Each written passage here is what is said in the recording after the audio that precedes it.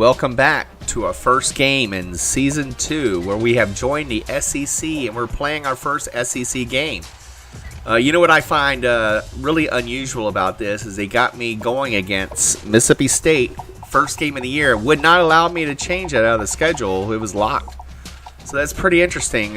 Usually you play a cream puff at the beginning of the year, but I guess maybe they're considering me Mississippi State's cream puff. So let's show them a thing or two. So hey, I'm going to go through.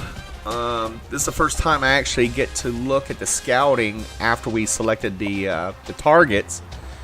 And I think what I'm going to do is see about if I can put nearly 200 points on every prospect. I know I picked everybody who was interested in Southern Miss in the first 1 to 3 or 1 to 5 teams, and see if we maintain the lead on those, and then we'll adjust the points as we go through the weeks and see what happens. You know, we got a lot of people interested in our school now. We're in the SEC, so recruiting should be a little bit easier. And hey, you know, I watched a NCAA 14 recruiting video the other day, and I've been doing something wrong. I've been just throwing out the scholarships left and right to prospects out there, thinking that, hey, it's going to get them wanting to, get interested in our school. But I found out that I was doing it wrong, particularly if you have multiple people going for the same position and you throw all three. Let's say you have 3 of them, you throw all 3 a scholarship. Well, then the interest goes down between the players of going to your school because they know that other people have been offered scholarships too. So just a few notes about the prospect overview and how scholarships affect the interest of your prospects. Hey, another thing I learned too is that, going and starting the season, everybody was scouted 100%, which last year they were not.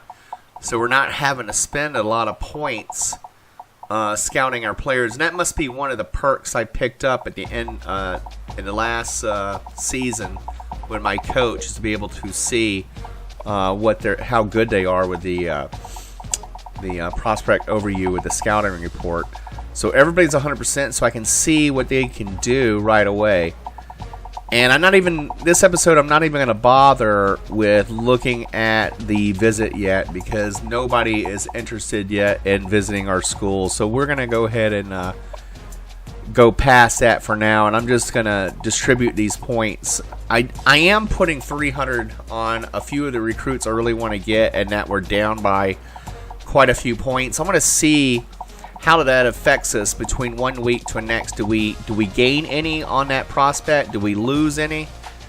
And we'll see how it's affected there. If we start going downhill, we may have to start targeting some of the students with more points and taking some away from others as we go. Obviously, we'll take a look at our needs and say, what do we really need? Who do we really want to replace? And who do we want to grow? Because, a 3 or 4-star recruit, they'll be in the 90s.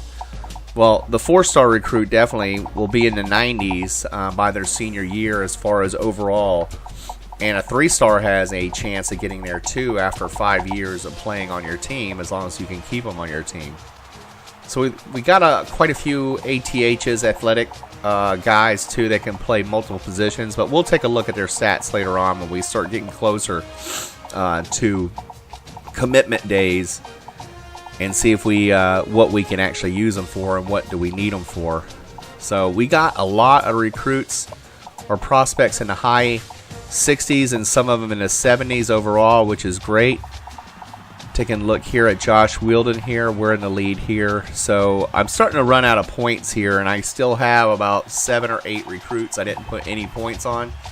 So I may go back to some of those students I put 300 on, take it back off them, and or at least 25 to 50 off of the 300 recruits there, and some of these that and then put it at least 50 or so on those recruits down at target number 27 to 30 to 34. And those points went quick. So maybe by next week we can really see some that are like really being targeted by schools such as you see Mississippi State up there, and some of those other top tier schools or 4 or 5 star schools, and we could go ahead and take our points off those schools and put it where it's really going to do us the most good, and then we're not wasting our time. But the good thing about targeting our pipeline states is that we're getting a lot of bonuses. But if you look, like that one, there's 1 or 2 we just passed there that are Mississippi State. He's also getting those bonuses too. You know, so we just got to watch that. And that Florida kid there, we may not get him. I mean, Florida State's interested in him, and you know, he's not really a pipeline school for us. I would love to increase our pipeline states, but number 1, that costs money, and number 2, that you can't even do that anymore. So unfortunately, you can't do that. So, all right, we're ready to get going here. Southern Miss at Mississippi State at Southern Miss, and you can see they're 88 overall. And here's our top players, and they have their halfbacks at a 90, so we're going to have to try to shut him down. So 88 to 75 overall. We'll go ahead and continue now, and coming up, Mississippi State at Southern Miss. This game right here will prove whether we should be in the SEC or not. If they blow us out, sort of like what Arkansas did with us last year, maybe we don't belong in SEC. And here's the SEC West standings that we're in. You can see we're ranked 6th. Of course, there's no games been played. And we're in the same division as Alabama, so that's going to be pretty tough. All right, let's get this going. Mississippi State's going to go ahead and flip the coin, and we win the toss, and we're going to kick the ball. Let's get this game going. I'm going to go ahead and kick off down the middle. Southern Miss is lined up to kick the ball off first, and we are ready to go. Arnold's still our kicker from last year. And the game has begun. He's to the 20. I mean, I missed, I whiffed, and man, he's got it wide. If he, I don't know how we stopped him. And now their impact player, their running back, who's a 90 overall, Robert Brown, comes out on the field. But if he didn't juke that one, I sort of simulated it there. Mississippi State scores on the simulation, and already we're down by 7, but we have the ball, and Carter, our backup quarterback from last year, our senior this year, takes over, and let's see how he does. Right up the middle and hits Jackson for a 21-yard reception. Great play to start off the season. I'm going to try a run up the middle with Henry, who was also our backup running back last year, who showed signs of brilliance last year, and he was a really go-to running back when we needed touchdowns in the red zone. He scored a lot. Let's see if I can do a screenplay here. And beautiful play, but Mississippi was all over that. I should say Mississippi State was all over that, but missed the tackle, and we got 11 yards out of that. And Henry's cutting up the right. Got, I was going to say I got some great blocks, but 56 missed 2 key blocks. If he could have got at least one of them, that would have been a touchdown. I'm going to go ahead and try that power O to the left again, because they seem to be weak. I had a great block up the field this time by 56, but I got stopped in the backfield, or only after a gain of 1. So I'm rolling out to the right, and nobody, I saw that everybody was covered. I didn't want to throw that away like I've been doing last year and making mistakes. Do another power O, and nobody stops Henry this time, and we're going to tie this game up, folks. So Southern Mississippi, it's going to be 7-7. I'm going to go ahead and advance to the next possession. It looks like they had to punt, and we get the ball back. So now's our time. Our defense stopped them and made them punt. Into the first quarter, 7-7. Tied up at 7. So here we go. 2nd and 6. I'm rolling out. I was aiming for A, but he was not open, so I hit Y for some short yardage. 3rd and inches now. Do power O to the left. They've been having problems with that, and Henry bulldozes his way for about 3 yards, it says. Looked like more than that to me. I got too many blockers on the right, so I changed directions, and Henry gets me 2 yards rushing on that one. And if you remember last year, last season, O'Neal, he was just gashing teams for dozens of yards, and Henry's, you know, he's good, but he's only getting me 2 yards a carry, but maybe I can blame it being on the SEC as well. So it's 3rd down and 5. Let's see what we do here. I think we need to do a passing play. So we're looking at another 3rd down here. So come on, Carter. Down. I got the 1st down. I'm sorry I cut that out, but we did do a passing play and got that. And I'm running with Henry now, and this time he looks like how O'Neal looked. It just rushed up the middle for 14 yards. And this looks like a good run here. That guy's not going to be able to stop Henry. He's too good for that. 2 yards rushing, and he scores a touchdown, guys. And we have taken the lead against Mississippi State. And I went ahead and it looks like they punted again to us, and here we got a chance to really get a lead on them. Beautiful screen. I was waiting for the block, but the blocks didn't happen, so I lose 3 yards. But it was executed very well by the lineman. And Adam Henry gets no yards on that run. So we're going to try this again. We got a man in motion, James. And A was open, and you know what? That cornerback or safety jumped right in front of that ball. So I'm going to have to do our first punt of the year or the season, and we got to punt this ball and give it back to Mississippi State. So hopefully they don't do anything with this ball, and he's going to take it back. And they've got great field position, so I'm going to go ahead and simulate here and simulate them having the ball, and let's see what happens in the next change of possession. And they punt it away, and we get a touchback. So we're still up. The computer was kind to us, even though they had great field position. And nobody was open there, and I accidentally stepped out and lost 10 yards. So 3rd and 15. Right button was open. James is open and gets us a great 24-yard reception and gets us a 1st and 10. We've got 7 first downs. A's open. And great, he runs out of bounds. We have 14 seconds left in the second half. We've got to score. I really want to score and create a 2-possession game before we go into the half. So 9 seconds left. 1st and 10 on the 22. I'm going to go ahead and try a field goal here, see if we make it. My power was low, and I don't know. I didn't see the winds, but we missed that kick, guys. That was our chance to really hurt Mississippi State. And we had their quarterback in the backfield, and he gets away, and he grabs 6 yards out of it. That's going to end the half right there. Southern Miss on top of Mississippi State, 14-7. I said this in the last video I made, but if you want you or your friends' names or somebody on the team, for the prospects I'm looking at that I'll be drafting for next year, I say drafting, but offering scholarships or trying to get on a team next year, put it in the comments down below. Hit like on this replay or this video, and put your names down below, and maybe you'll see them in the series next year or next season. Henry barges through, gets 12 yards, looking like the old team that we used to be, and A is wide open, and I couldn't get it open. They blitzed me, and they left my tight end wide open, and I could not get the ball to him. And they blitzed again and got Adam Henry in the backfield, but he did gain 1 yard, but he's only 77 yards for the game, which isn't bad. It's still the 3rd quarter, so he's looking like a 100-yard game, looking like he may achieve that.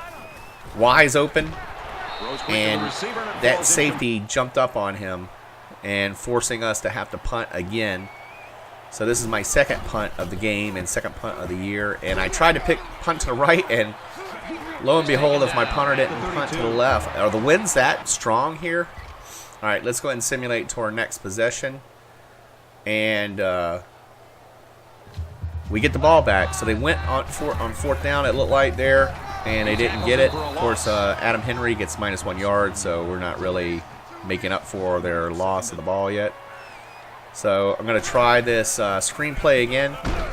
And it looks like we're going to have a good chance here to get some yards, and we don't. We get 6 yards, which is, I guess, is better than nothing. But 3rd and 5 now. And I'm going to roll out. A is open, and he drops the ball. So Travis Carter throws the ball, and, you know, I was a little bit close on it. Yeah, I would say I probably got in his halo area. And was going to get a foul there, and they're going to accept that, and they're going to get the ball in the 45. Now we're going to go ahead and simulate this, too, to the next possession. And they scored. You know it was going to happen eventually, so now it's 14-14, and we have the ball now. And great block there. That the lineman was just waiting for me. And, man, I spun around there. Almost got away from those linebackers. But he was waiting, but somebody blocked him at a key moment. And I'm getting some great blocks in here, so I'm going to keep this running. And Adam Henry, I think, just got 100 yards on that. Went by so fast, but I think he got 100 yards there. Well, he definitely has it now. He got 15 more.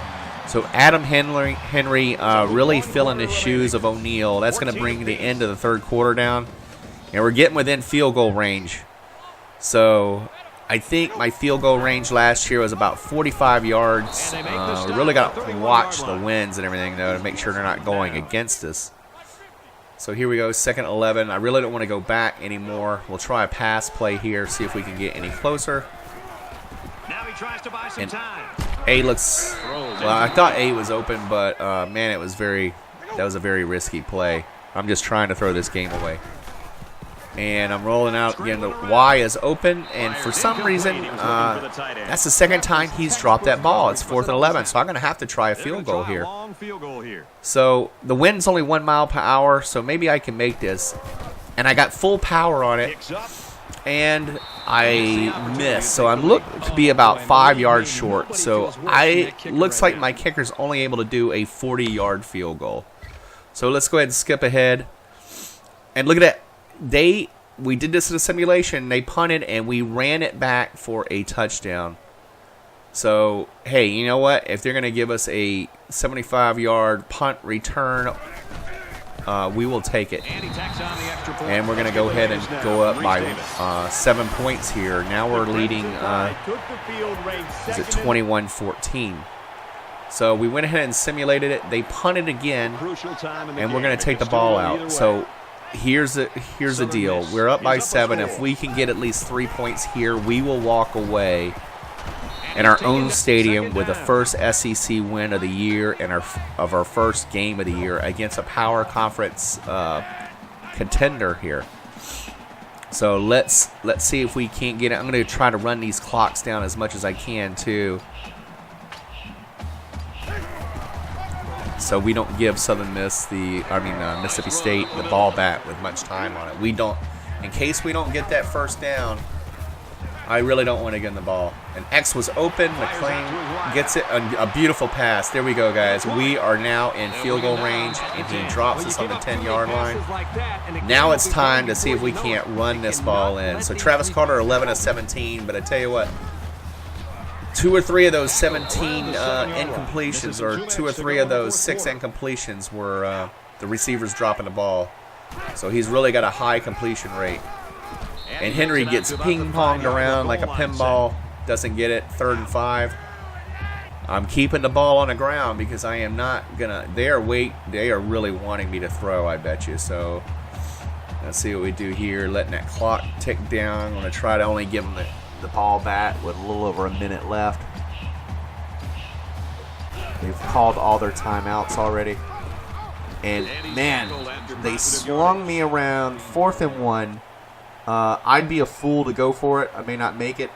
So I'm going to try to go up by 2 with about 40 seconds left in the game. And that way, it's almost going to be impossible for them to try to beat me. So here we go. Field goal. And I make it this time.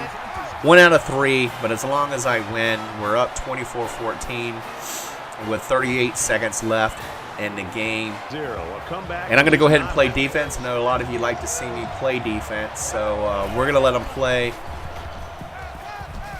Here we go. He's down. The clock is running. He didn't get past the first down marker, so that clock is ticking away. He goes into the hurry up. I'm just going to play basically cover 3 and man defense. He spikes the ball, stops it at 16 seconds. 3rd down and 2. Let's see if we can stop him here. They're going to do either cover 1. They're going to do cover 1 robber. As long as they don't get a score here. I'm blitzing with my linebackers to try to, and I catch him, and I get a sack for -8 yards.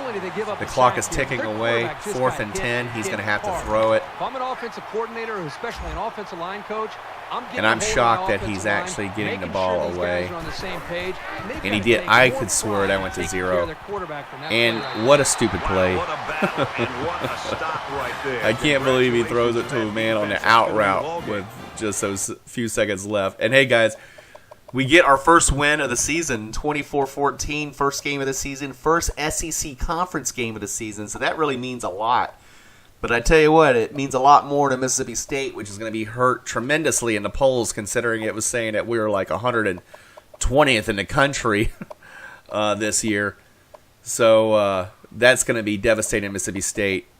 And I'm looking up here defensively, we did get a few sacks. We got 3 sacks, so that's more than what we got last year during a game. And we were able to stop them. 1 kick return for 28 yards. So not too bad this game. What really did it for us is keeping the ball on the ground, not doing a turnover. And next week we get to play our Cream Puff FCS East school. And here I'm going to look at the top 25 here, see if we made it in. I didn't see us there. Let's see, number 1. Number 2, was that Alabama? Lost. Who's number 2? Yeah, Alabama loses in overtime to West Virginia. Wow, shocking. And we're not in the top. We're not even receiving any votes. Wow. So even though we beat Mississippi State, we didn't even care, that we were ranked last year and we're not getting any respect this year. So we're leading the SEC West with our 1 conference win because everybody else in our conference lost, including Alabama. It's funny. And the East, South Carolina, Florida, and Georgia, no surprises there. I'm going to look back at our old conference and see what's going on in Conference USA. UAB on top of the East. Of course, that's no surprise. They were good last year. And the West, actually everybody lost there, so they haven't even played. Either haven't played their first game of the year yet, or they played out of conference. So still a little bit early in the Conference USA. Heisman watch there. Looks like we're not in a running there. And guys, I think that's about all we're going to do this week. We will play again here soon against FCS East, and I will post that video shortly. Thanks for tuning in.